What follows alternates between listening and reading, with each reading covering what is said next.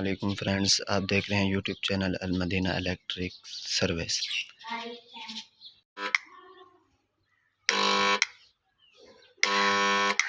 अब ये मोटर की आवाज़ सुन रहे हैं ना, तो जैसे मैं यहाँ से बटन ऑन करता हूँ तो मोटर ही आवाज़ देती है।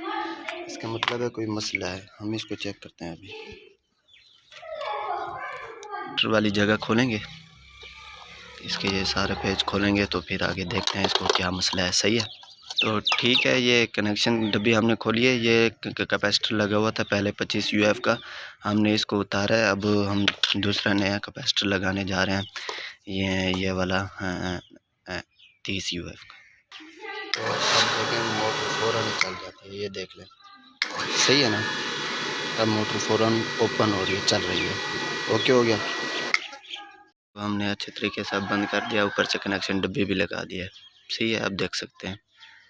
ये मोटर आवाज़ कर रही थी, कैपेसिटर ख़त्म हुआ पड़ा था तो हमने नया लगा दिया। सही हो गया।